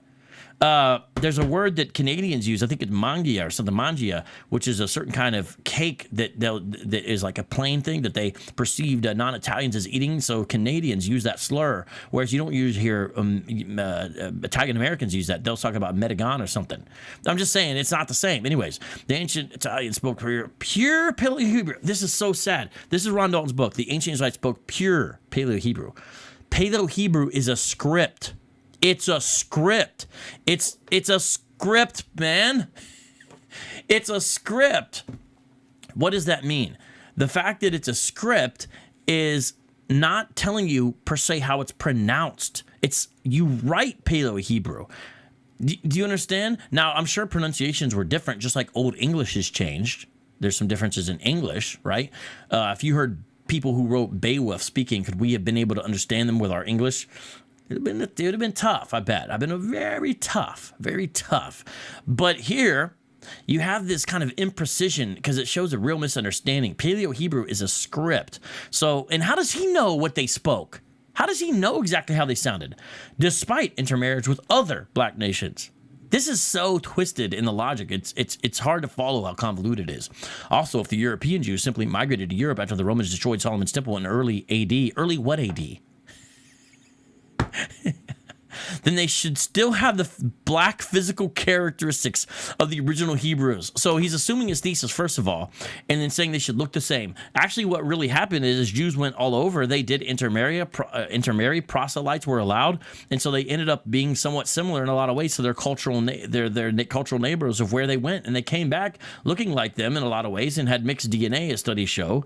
And this is not even true, because populations don't stay the same, especially when they migrate out and they intermingle to some extent with the local populations. No, it's not even a good case. Who for thousands of years intermixed with Egyptians, Ethiopians, Canaanites, and other nations of people who were predominant brown black people. First century Roman Judean historian Titus Flavius Josephus even admits that millions of Jews fled into Africa. Hey, I always ask them to show me the source for this. He's getting this from probably Windsor and Babylon to Timbuktu. Josephus indicates that there may have been 1 million people in Jerusalem at the time of the Roman siege. That's true. Tacitus' number is smaller. It's 600,000. So we have a discrepancy there. So it's somewhere between, according to Josephus and Tacitus, 600,000 and 1 million. That doesn't mean they all fled, though. That's just the people in the city. What's the source for this, that 1 million fled into Africa? What's the source? Because if 1 million are in Jerusalem, or 600,000 more likely, because Josephus had number problems. This is common with Josephus. Everyone knows this who looks into him. Let's go with the lower number. Even if you go with the bigger number, everyone there didn't flee, and they all didn't go to Africa because they went to other places. This is insane. It's so wrong in so many ways. Where's your source, man? Where's your source? These guys expect us to just believe this stuff. Look, it's in my book. Let me show you. Kyrie talked about being dehumanized or depersonalized. I'm going to show you the way Ron Dalton truly dehumanizes Jews. This book and Ron Dalton himself are clearly anti-Semitic. Really no question, no debate about that. Let me flip this around a little bit here. This is from Ron Dalton's book again, The Thing. In 1982, it's not scientific, it's sci-fi, it's science fiction. In 1982, the sci-fi horror film called The Thing, starring Kurt Russell, just hit the movie box office. The movie was about an extraterrestrial life form that assimilated other organisms and in turn imitated them. Now, if you followed Hebrew Israelism, it's like when someone telegraphs a punch, you can see this coming from a mile away. You already know where he's going. All throughout the movie, everyone was trying to kill the Thing. But the Thing didn't know why everyone was trying to kill it. I mean, do you understand what he's saying here? Watch this. This is because everyone knew that the Thing was an imposter. The Thing took on the identity of whoever it got in contact with, often doing away with the original organism that it copied, just like in the movie Terminator. This guy and his movie references. This is how the European Jews have replaced the identity of the original Jews/Hebrews with themselves. It's not interesting. This dude just called Jews the Thing. Do you see this? They didn't know we were trying to kill it? Where you going with that, man? By using name changes to biblical last names, so like Levi, replacing the word Israelite with a Jew. If I'm not mistaken, the Gospel of John contains many references to Jew. Now, someone might say, let's translate it as Judeans. Okay, but it's in there. It doesn't say Israelite. It doesn't say Israelite. If you read the Gospel of John, for example, it will say the Jews saw it, the Jews, and it's talking about usually the Jewish leaders in Judea, but that's the term it uses. So it's not like it's invented later. This is first century Judaism. You see the word Jew, but he's acting like folks did it later or something, some secret covert operation. And adopting the language writing, I thought they did Yiddish. Which one is it? Of the Hebrews, they have assimilated themselves to the original Jews or Hebrew Israelites to the whole world. Here's how the name change began for the Jews in Europe. Okay, this is from the book that the movie is based upon. You guys catching? You guys understanding? And I would encourage everyone who can to read Ron Dalton's books and works, and then let's all deal with them together. Because if Kyrie's going to be promoting it, he's not going to be the last one. And let's go ahead and dismantle this, because it's easy to dismantle. Look here, continuing on with the book. This shows obvious proof that the European Jews are not who they say they are, or who their last names portray them to be. What about Jediah, who was over there saying, you know, Goldstein, Goldberg, the reason they're named that, silver, it's because they are telling you what they worship. They worship what they love. Hebrew Israelism isn't anti-Semitic? Come on, man. Since when is a last name and what your mom told you? Hey, since when is what a YouTube video told you? How about that, Ron? Absolute evidence that one is a descendant of the ancient Hebrew Israelites. First of all, those are some factors, right? There's some factors. But to just say that that's it, there's way more than that. But anyways, people, we need to wake up. It is a known fact. This is maybe Ron Dalton's favorite phrase in this book. When you read this book, you get tired. It's like if you read the Book of Mormon, and it says, and it came to pass, and it came to pass, and it came to pass. Joseph Smith loved, and it came to pass. It's the and it came to pass edition, right? And if you read Ron Dalton's work, it's again and again. It is a known fact. He does that whenever he doesn't want to cite his sources, which is basically the whole book. It is a known fact that the European Jews did not have real last names until the 17th century. A Jew back then and now is simply someone who adopted Judaism religion, and the Hebrew Israelite is a person who is a descendant of the 12 tribes of Israel, God's true chosen people per the Bible. See for yourself. The country is also called Judea, and the people Jews, this name is given also as embrace the religion, though, of other nations. By the way, this is interesting because to the Hebrew Israelites out of here who are of the One West variety, it looks like Josephus is talking about people convert from other nations into Judaism. Just saying that. And then he goes on and says, I guess if the whole world converted to Judaism, we would all be Jews. Well, you know, if you think your ancestors were those guys, that's what they taught. That's what they accepted. That's what they believed, you know, about conversion. If it was legit conversion, it was legit. Let's look at this. Hebrews to Negroes, wake up. I have dealt with this in a video coming up in my discussion with the Jediah folks. It's coming up. It's about when you quote Tacitus, make sure you quote all of Tacitus. You can see it, but I'm clip it. You'll see it soon. Look at this. This is from Tacitus right here, discussing origins of the Jews, and he tries to use this, okay? And so here's what I want everyone to do. Okay, listen to me carefully, please. Someone in the live chat, this is your homework. I'm saying doing it now because I want you to drop it in the chat. I'm going to move on and see if someone gets it. Find this Tacitus quote. It does exist, by the way. This is the elements of this. This is a quote by Tacitus. But find the quote and then find the full quote of it. And somebody paste in the part about the Assyrians or the people from Anatolia in relationship to Hebrews. From Tacitus.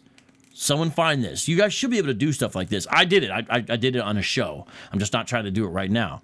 And I'll show you what I'm saying here in a second. Roman historian Cornelius Tacitus even attributed that because of the Hebrews' dark skin complexion, many people in those days believed the Hebrews were a race whose beginnings started in Cush, Ethiopia, Africa. He quoted below this book. Many assert that the Hebrews are a race of Ethiopian origins. It's a little suspicious. That's all you got for the quote?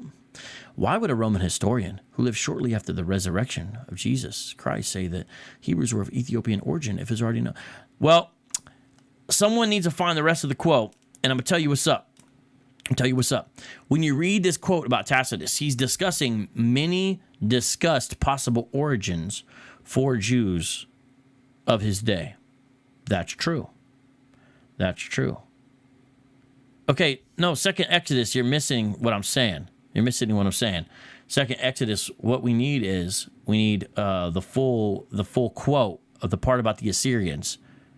You're not giving me the full quote. I'm talking about the rest of the quote. See, this is the thing. Most Hebrew Israelites don't know the full quote. I want someone to type in the part about, paste in the part, if it fits, just as much as you can about Assyrians. I'm going to show you what I'm talking about here in a second here. Okay. Yeah, you need a quote from Josephus, but you need to give the full quote. The full quote, not just the part about Ethiopians. So when you read the actual quote, right? When you read the actual quote here of Tacitus, what you'll see is he's discussing a couple different possible ideas. And one is that the Hebrews were in some way related to Assyrians. Now, when I brought up to Jediah, what happened? Well, Assyrians were black too. Now, I know Assyrians, and they're not black. But these guys got to have everybody replaced. Well, maybe if the Assyrians have been replaced too, maybe they're the real truism people. I know Assyrians, and they're not black. They're not white. I wouldn't describe them as white. But that's the world's bigger than black and white. You know, I don't live in a Jim Crow world where I only see the world through that ways. You know, well, neither should you, you know. And then it talks about people from Anatolia. That's like Greek stuff, man. Why does nobody have the quote? You guys should find this. You guys should find this. I need someone else to get this. Guys, I've already done this. Okay? Where he says also it could be this, it could be that, it could be this, it could be that. He names Ethiopians, yes, but that's not the only thing he names. And just because he's dealing with the Ethiopian origin doesn't mean that details what he thinks they look like now, if we're going to do the whole phenotypical thing. You see? So when you read, okay, thank you, Johnny C. I appreciate Johnny C. You get some love. Someone is doing, so the quote does exist, as I said. And maybe, Johnny C., can you put in the part about Anatolia as well? Thank you, Johnny C. I appreciate that. This is also in Tacitus. So when Hebrews try to drop this to you, give them the rest of the quote. Others describe them as an Assyrian horde who, not having sufficient territory, took possession of part of Egypt and founded cities of their own in what is called the Hebrew country, lying on the border of Syria. So that's another possible explanation that Tacitus gives. So it's not just saying, oh, they must have looked like this, so therefore. Do you guys understand this? You guys understand this? All right. Well, let me see. It looks like nobody else. I was hoping that somebody else... Well, nobody else. I would like you guys to drop the other part too, where he talked about Anatolia, the islands there. Well, I think it's Anatolia, whatever it is. Anyways, but you see the problematic. Okay, you guys understand this? This is what we're dealing with, though. So what's the rest of the quote say? It's dishonest to only have one part in here, Mr. Dalton, and not the rest of it. You're not telling people the full story, because the full story doesn't say what you want to say. Now look at this. Ron Dalton also claims that Midian is actually in modern-day Sudan. So Ron Dalton has a whole alternative geography. He thinks that Jerusalem and Israel are actually in South Africa, and that also Midian is. You know where the Midianites are from? He thinks Midian is modern-day Sudan.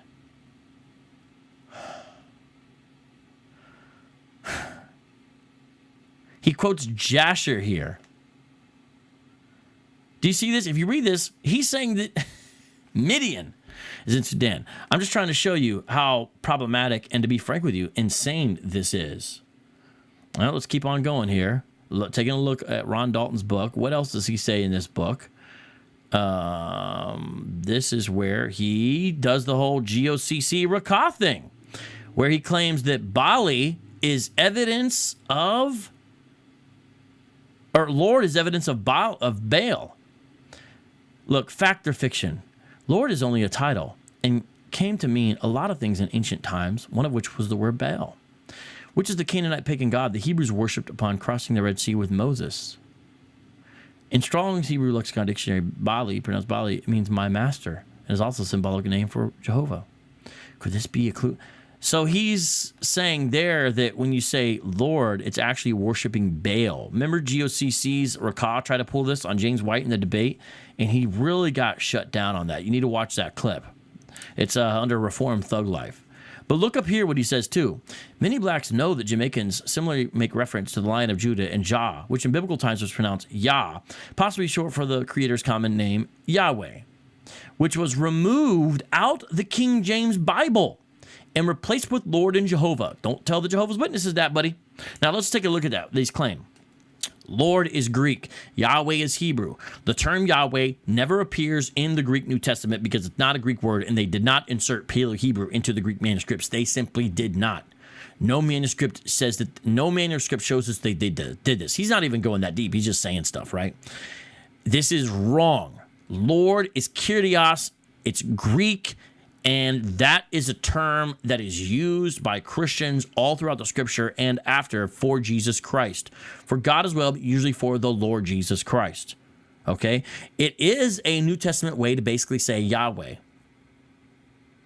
But it's not what it means. It means Lord. It doesn't mean Yahweh. It means Lord. But it's like, okay, how do we get that into Greek? We'll use Lord. Jehovah is an amalgamation. It's the... I believe the consonants for Yahweh, then put in the anglicized version for what is it, like Adonai, to get Jehovah. It's like, it's not even a real term that was ever used. It's if you're trying to say it means Yahweh, I mean, I guess we could give a person a pass, but it's actually inaccurate. It's sort of an anglicized, Germanicized thing. And look it up. You'll see what it is. You'll see what it is, okay? All right, now continuing on here.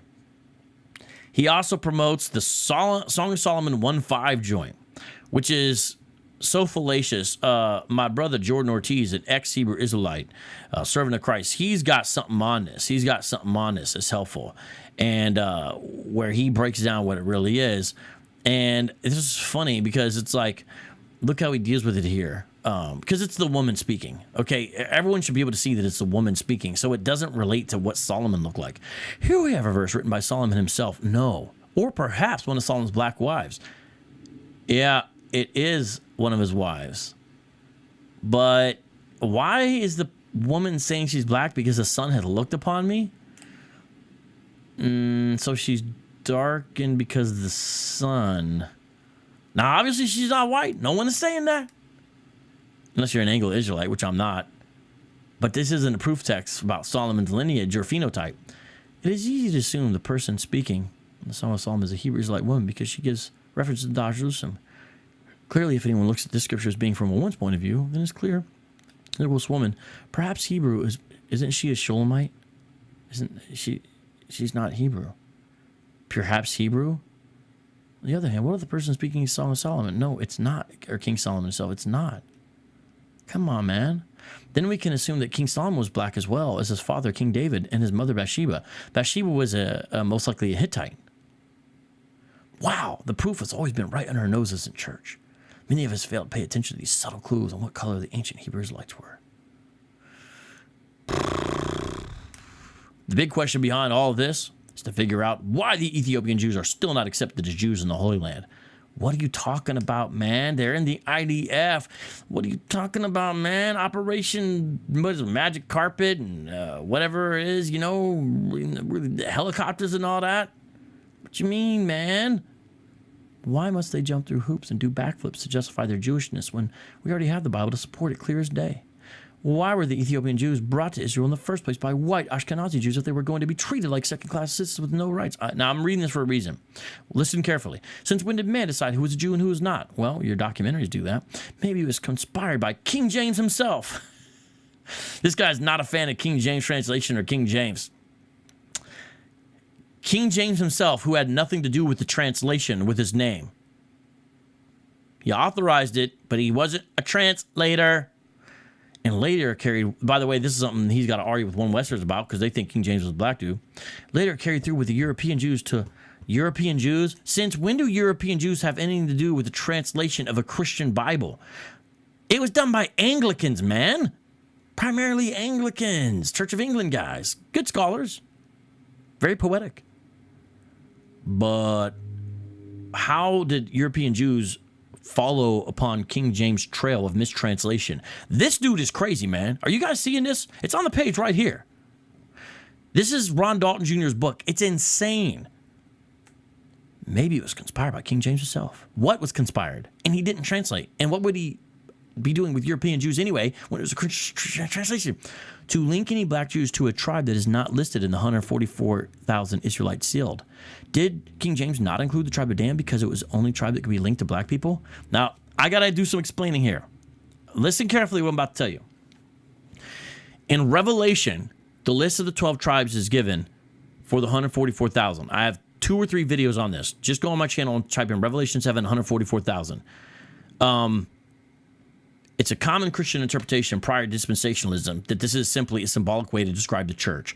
I agree with that, and that's why Dan is left out. It's a way to symbolize that the church's purity here and to show you this list is irregular. Judah's at the front. Judah's never at the front of any list of the 12 tribes. Judah's not the oldest. He's the 4th son. And so you have Judah at the front showing you it's a Christocentric list. Dan left out because of idolatry, but it's not literally about them anyway, because 144,000, when he turns and sees, it's a great crowd. The great crowd is symbolically represented by the 144,000, which shows the church perfected as the new Israel. That's a common Christian interpretation. People have never heard it before, so they think it's crazy. It's been around. It's just dispensationalists got you all thinking that that's the only way to look at it. Okay, whatever. But Dan's not on there, not because of that. This dude is trying to say that King James called the Ethiopian Jews Dan. because they're to be associated with Dan is the idea, right? There's a common thing that, and I believe it comes from themselves. It's themselves before that they were the ones saying they were Dan. That's my understanding. But what he's trying to do is here saying the only Jews that they were going to accept were Ethiopians, but they're considered Dan, but it's a conspiracy because they're left out of the list of Revelation 7. Since when do European Jews care what the book of Revelation shows? Since when do Jews who are not Christians care what Revelation 7 talks about in relationship to a list anyway? This is insane. And guess what? We have manuscripts prior to the King James translation of the Bible in Greek from the book of Revelation. And guess what? The list is the same. It's not some massive textual variant where Dan was listed prior and is now moved out in the English translations. Does he understand any of this in relationship to textual criticism? This would require a manuscript trail of evidence somewhere along the line, not just mere speculation. This dude is crazy. No one should be listening to him, and he's completely wrong. Do you guys understand what's being said here? He's also accusing the modern Bible of being tampered with. You can't trust your Bibles, according to Ron Dalton Jr. Do you understand that? Like, that's a conspiracy. Samson Cleary had 7. So this is where he's talking about this. See, he's saying tribe of Dan, and he's talking about that in relationship to Ethiopian Jews. See? So the Ethiopian Jews of Israel are told they're from the tribe of Dan. I think that's what they tell others. Tribe of Dan is not considered part of the 12 tribes of Israel. Only in the list of Revelation 7. And it's symbolic. And there's no other list like that one in the Bible. And it's not something that Jews who don't accept the New Testament are going to be like, we better take care of that. And King James is not linking up with them. And there's manuscripts prior to that anyway. What is this? This is garbage, hot garbage, man. Nothing in the scriptures to support the tribe of Dan or the tribe of Ephraim's absence. Well, Revelation 7. So why does it have to be black Jews always get the short end of the stick in regards to their claims of Jewish faith of their tribe? Man, this dude's gonna get a DNA. He's got to deal with the Ethiopian Jews haplogroups, and this is not gonna go well. Abu has an interesting video about that called Ron Dalton's haplogroup. I may play it at the end of this. But same thing here, right?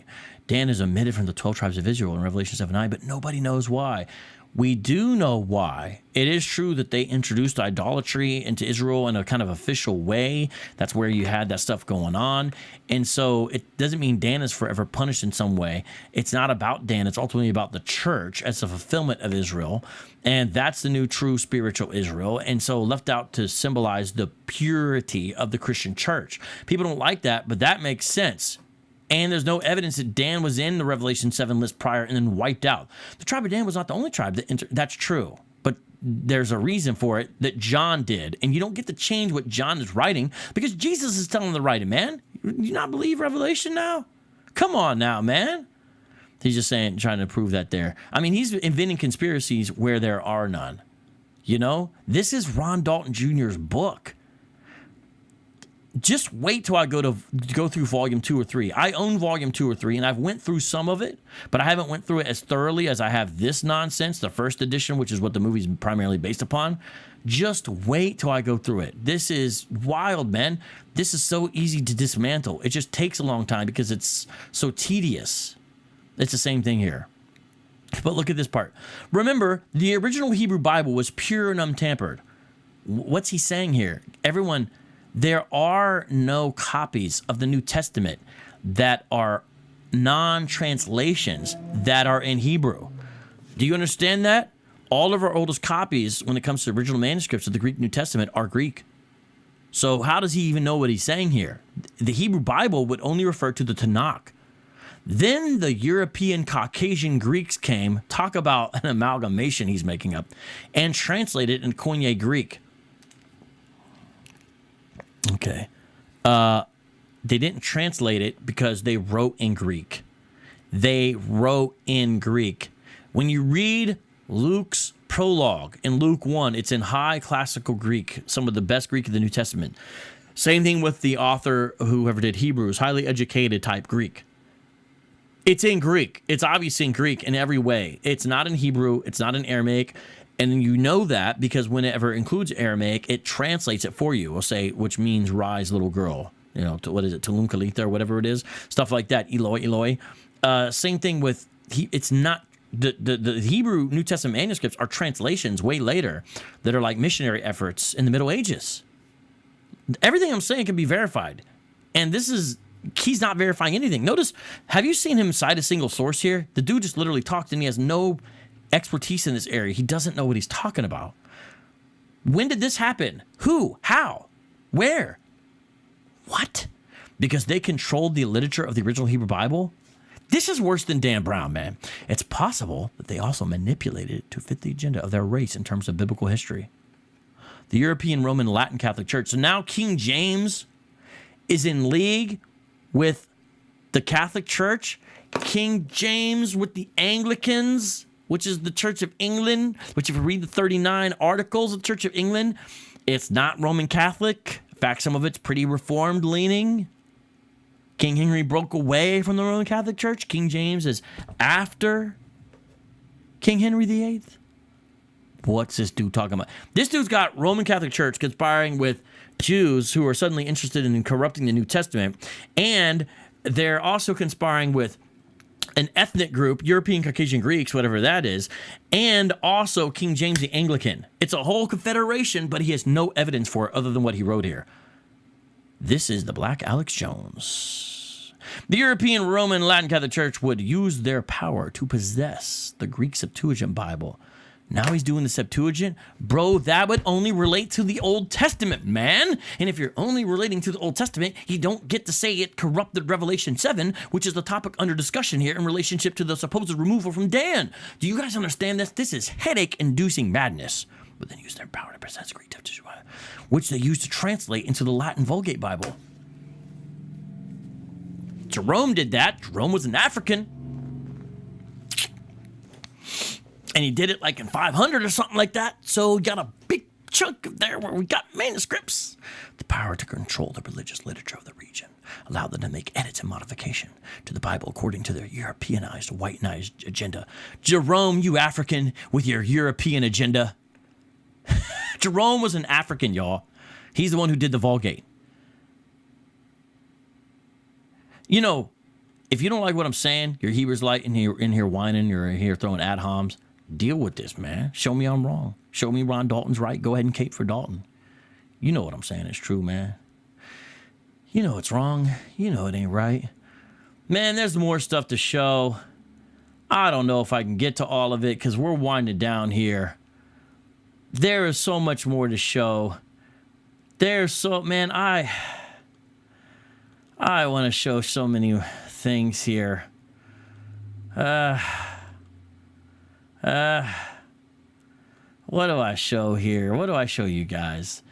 You guys got a couple questions for me as we get out of here. You guys got any questions for me? Let me just show you something. This may be the last thing I'm going to show. Are you guys ready for this? You guys ready for this? Well, let me show a few things here. This is kind of funny. You guys seen that the day after this joint happened, some folks came and put up Hebrew signs at the Nets game? That was kind of interesting. And you even had some of these dudes in the front row. You guys seen this? This is like the day after. I thought this was kind of cool personally. I like this. Right there with Kyrie. Fight anti-Semitism. I love this. They talk about Jewish conspiracies. Here's a Jewish conspiracy I like. I like this Jewish conspiracy. Sit in the front row right there with fight anti-Semitism shirts. You know what? Give a shout out to these folks. I pray that one day you accept Jesus the Messiah, young men, young women. But kudos to you for that. That's funny. That's a Jewish conspiracy we all should be able to get behind. Oh, man, some people aren't going to be able to handle my tongue-in-cheek humor. Oh, I do have more stuff. Okay. I got more stuff to show you guys. Hold on. I got to rush through this. I forgot. There's a couple more things. I just got to eviscerate this book, and there's a couple more things. Okay, look at this. Because we were just talking about King James, right? This is from the same book. Okay, this is him. Ron Dalton. Look at this.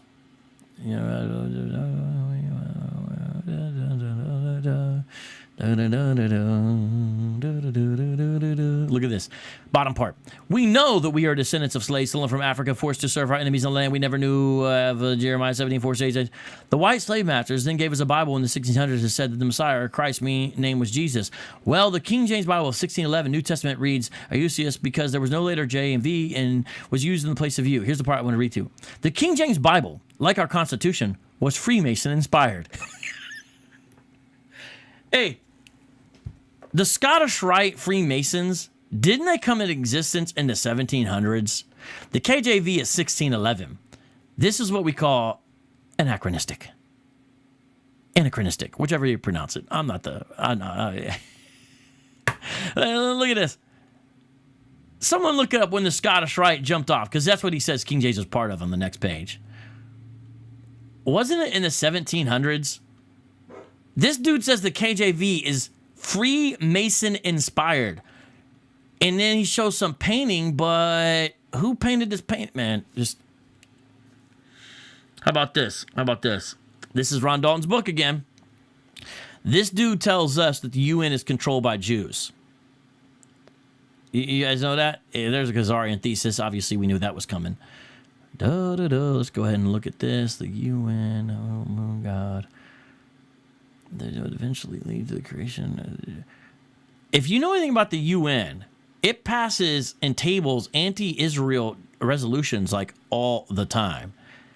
It is not controlled by Jews, man. They got United States as somewhat of an ally. That's true. Britain, to a certain extent, that's true. But look at this. Even the Jewish-controlled United Nations.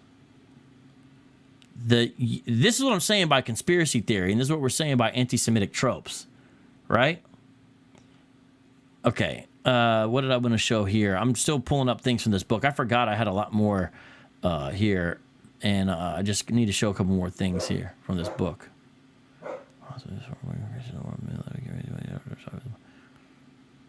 Oh, yeah. Look at this. After all, physical picture. Okay, where is I trying to find? Oh, yeah. From 300 AD until the mid-1400s, the Catholic Church and the Vatican was in control of all biblical information, relics, or texts. What? Bro, first of all, this is Western Europe. He's leaving out all the Christians in Africa with this. The Ethiopian church was never under Rome. Not only that, but you had the East and the West, and Constantinople's doing its own thing. They got their own documents. And a lot of the documents flooded in after the fall of Constantinople by the Muslims into Western Europe, which ultimately led to the Renaissance, which led to the Reformation, which maybe led to the Enlightenment, not so great. But this is not true. It's erroneous, it's false, and very Eurocentric, honestly. So I know that's why I wanted to show that. Imagine there's no Catholic Church in 300, and yet they're in control of documents. Vatican City wasn't a thing. The Pope wasn't a thing. The term Pope was way later. This is just crazy, man. This is crazy, and it's just garbage, man. It's so untrue. So many things.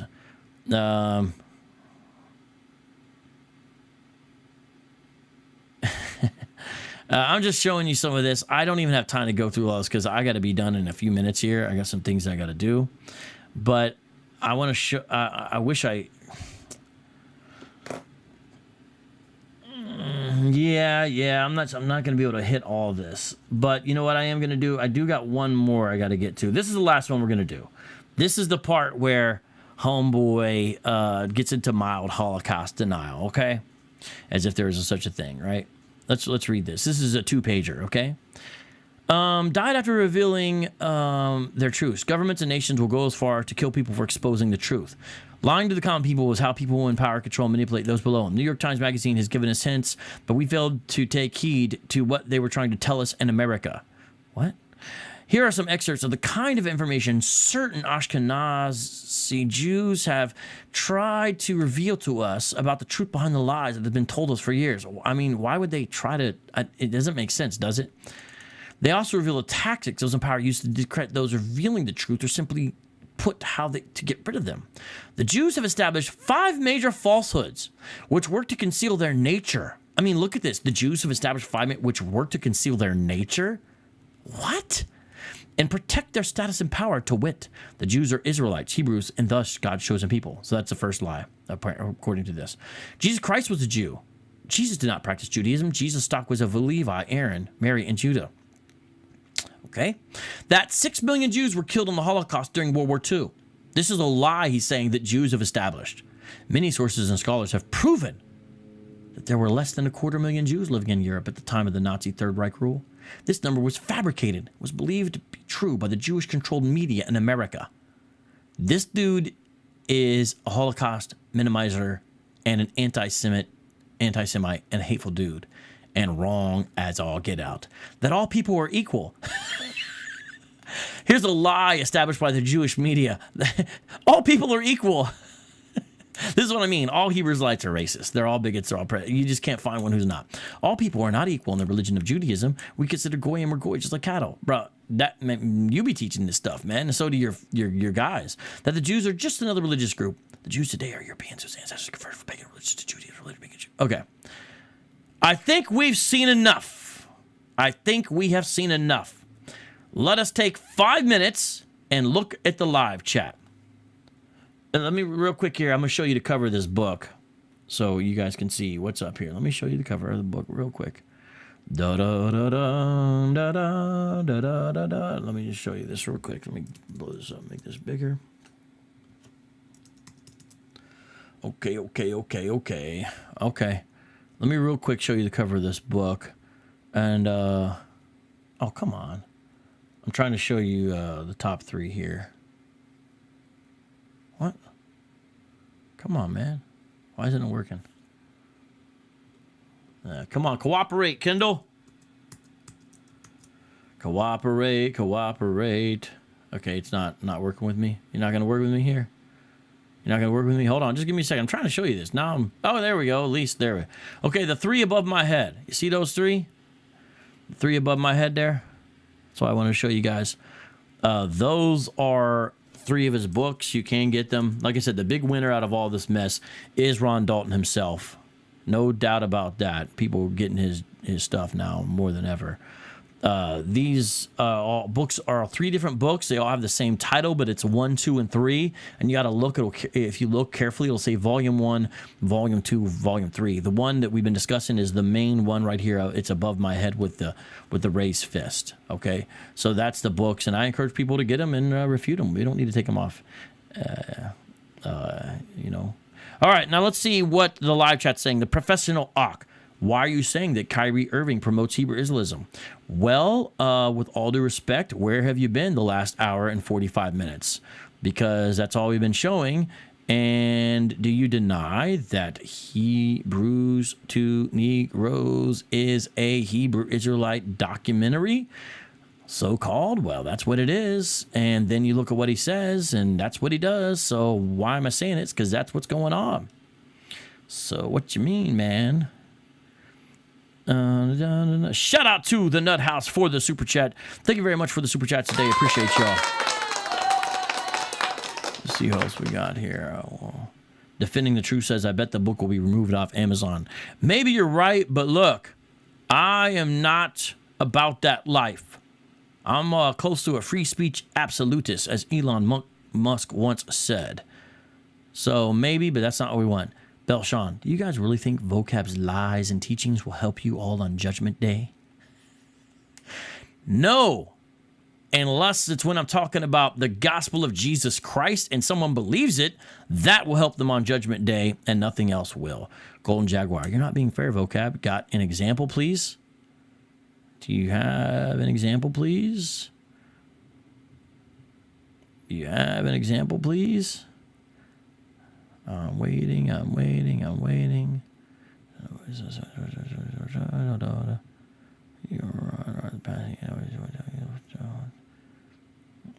What else we got here? Okay. It's stuff like this is why people think you're an agent, Vocab. Honestly, I don't care. You still got to deal with the arguments. I'm an ambassador of Christ. That's all I am. And I just don't care if you guys think that. You still got to deal with the arguments, you know?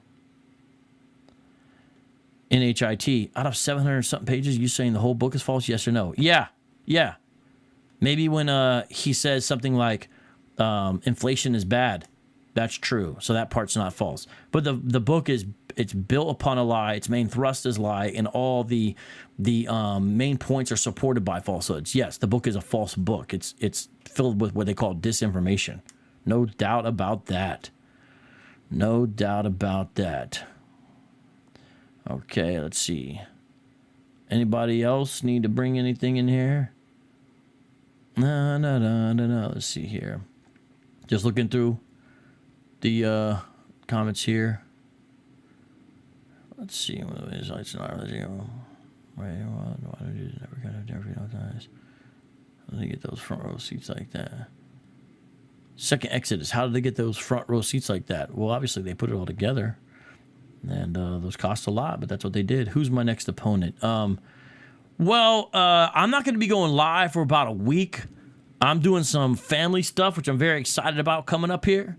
And so this is my last live, most likely, for at least a week.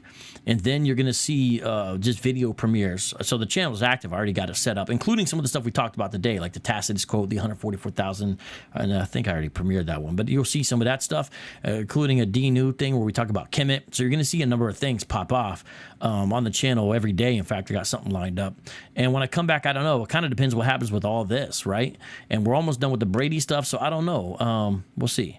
Go take a nap, Vocab. You're going to need it, LOL. It's funny you said that. Before I did this, I took a nap, and then when I woke up, I got 2 cups of coffee.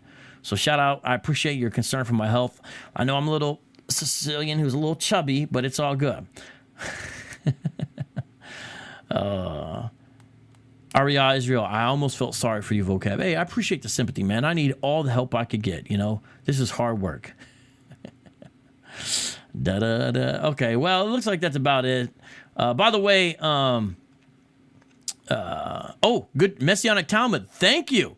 This is the Islamic/Mormon playbook. Alleged corruption without evidence. Exactly. Thank you. We've seen it before. This is what cults do. Thank you, thank you, thank you, thank you, thank you. You're exactly right. What are your sources to disagree with this information? Well, if you notice, when I disagreed with his half Tacitus quote, I had someone go to Tacitus and just read the rest of the quote. So that's an example.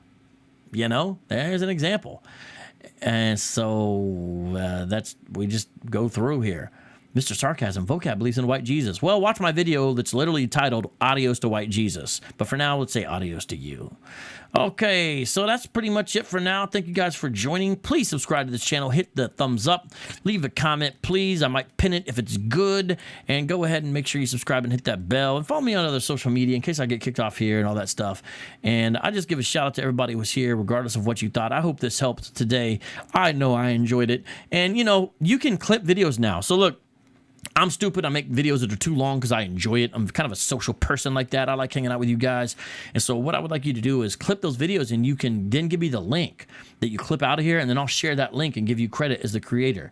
It's a new thing they got on YouTube. You can do it just even from your phone. So practice around with that. Let's do that. Hey, I appreciate the professional Ak. I appreciate that. Thank you. I'm not hostile like you guys think. I tell you straight out how I do things, you know. But much love to all of y'all. And I think I got to get out of here. And Naista says, well, I don't call them that. You know, I don't call them those kinds of... Every now and then you'll catch me slipping a little bit. But by and large, that's not the kind of thing that I roll with. You know what I'm saying? Yeah, you have a good one, too. We are lions. I can handle it. I'll put you up there. Yeah, it sounds like you've been watching Haka because he's the one who does that. Okay, we're going to get out of here, y'all. I'm going to play briefly this video, I think, by Abu on Ralton Don. Actually, I don't have time to do it right now. I just don't have time to do it because the video is a little bit longer than I would like. I'm just going to have to end with the book commercial. Grab the book. Peace out, y'all. God bless. Shalom.